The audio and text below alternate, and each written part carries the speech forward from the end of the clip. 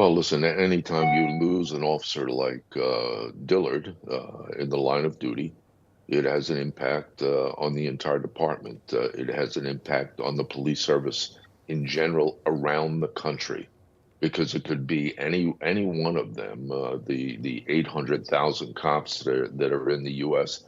They go to work on a daily basis. They put their lives on the line, and they don't know if they're coming home that night or not. In this case, Dillard should not have been dead. That guy, the guy that killed him, should have been in prison for a gun possession the year before. We can continue to let these guys out. And the laws, you talked about the bail reform laws. That's what's doing it. Governor Hochul knows. She's known for 3 years. Eric Adams, the mayor of New York City, even him in his liberal self, he's attacked the governor and said, you gotta repeal or change the laws. We can't keep letting these guys out. We need to get the laws in place so the judges can hold them, so they can get convicted and go to prison. Nobody wants to fix the problem. Everybody wants to blame everybody else. Dillard should not have died.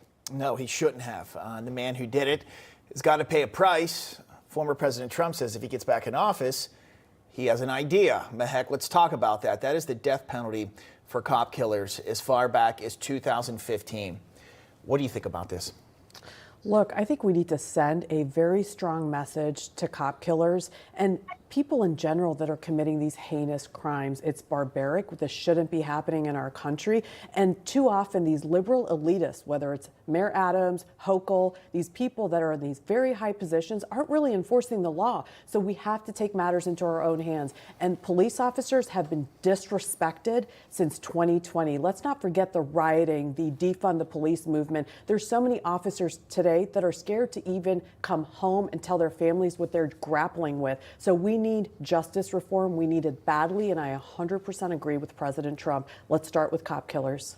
Commissioner Kerik, do you think that the automatic death penalty for anyone who kills a police officer is valid? Do you agree with what the former president is suggesting?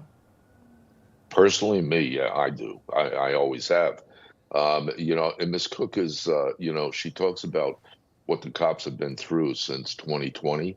Keep in mind, we have a vice president in office today, an active vice president that in 2020 was sending Twitter messages out asking people to support and assist in bailing people out of jail that were engaged in violence against police in Portland, in attacks on the Portland courthouse and other attacks around the country.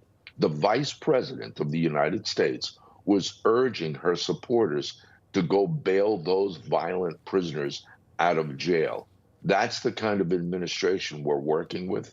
That's what the cops have to deal with today.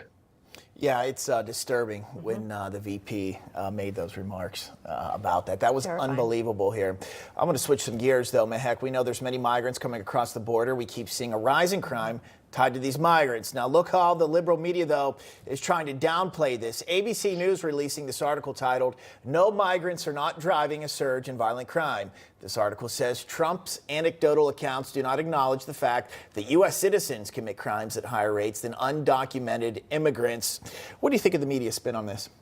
The media is just flat out lying. I'm so tired of mainstream media. Americans are smarter than ever before. We saw what happened to Laken Riley, a young Georgia nursing student. We saw what happened to Ruby Garcia. This is animalistic, disgusting behavior. These are illegal criminals that are coming to our country, that are infiltrating not only our schools, they're getting free handouts, housing. They're treated better than average Americans. I mean, we are now second-class citizens next to Joe Biden's illegal immigrant class. They are now being flown all over the country in these nice planes.